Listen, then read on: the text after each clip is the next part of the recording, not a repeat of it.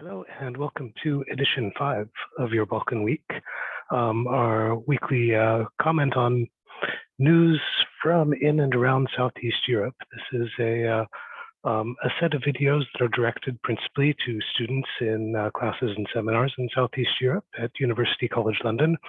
I understand that other people may watch and they are free to do so if they want to.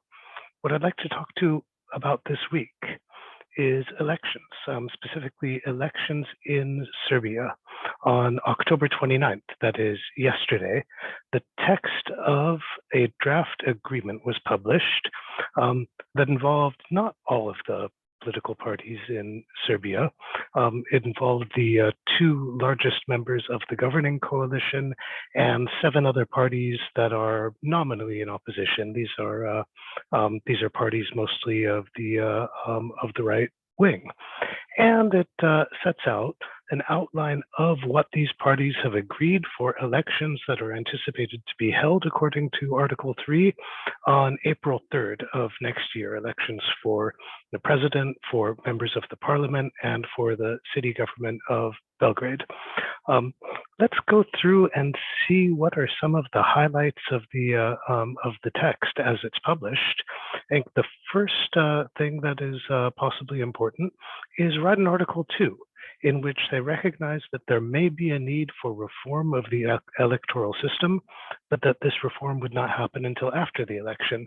The sticking point in this particular article is the law according to which there are no electoral districts for elections to parliament, but all of Serbia is one electoral district. And this electoral district encompassing the whole country means that there is no particular political power assigned to regions.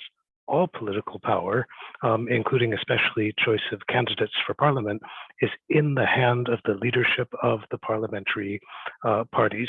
There is also a proposal in Article 5 for the makeup of the Electoral Commission for the Republic, which would have 23 members, 17 of them appointed by government and 6 of them appointed in consultation with some of the opposition parties, the ones signing the agreement.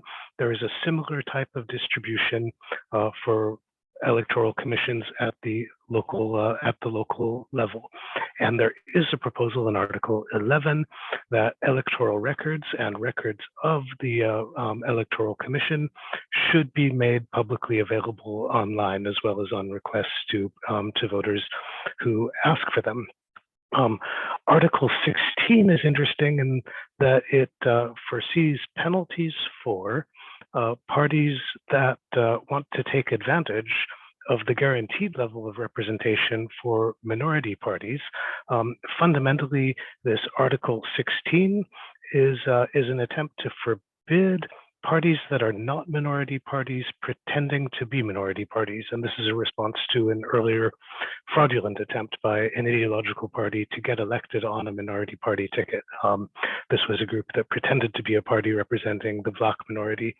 The most contentious parts of the agreement, unsurprisingly, are the ones about financing of political party campaigns, which are publicly financed, and about media representation.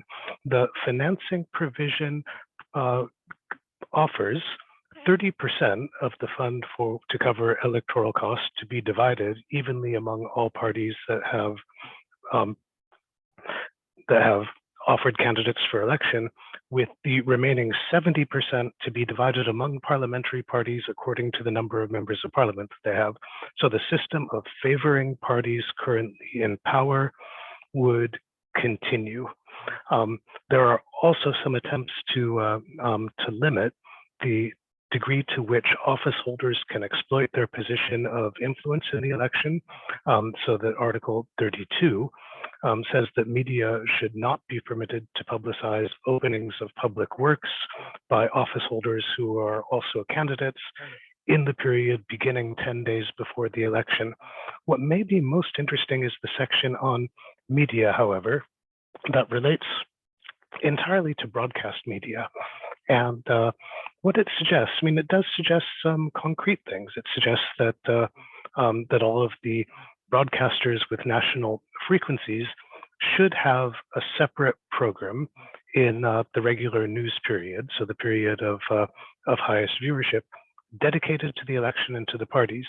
But it also says that these programs and the news programs and the discussion programs, all of these things in the period leading up to the election, should operate according to the principle of objectivity and equality of representation, but sets out no measures for objectivity or equality of representation.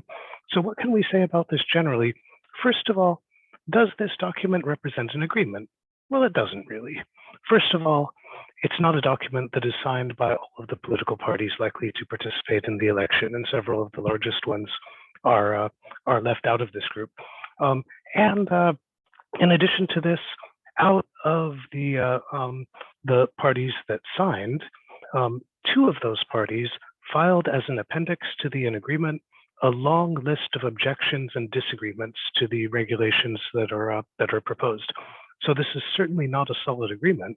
What it is probably, because a document has been prepared, and because there are also in the appendices statements from the two principal state broadcasters indicating their proposal for how they will follow and provide information about the election, it's likely to have some influence on future agreements that may or may not eventually be reached.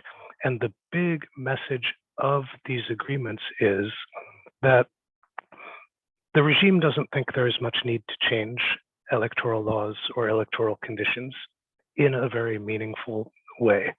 And they have agreement of at least some section of the parties that are not in power that they don't need to change. So there are a few changes proposed here. And I think that means in the lead up to the elections next April, you should not expect a free and fair campaign. You should not expect a free and fair election. And it will be very interesting to see the ways in which it is managed and directed by the parties in power.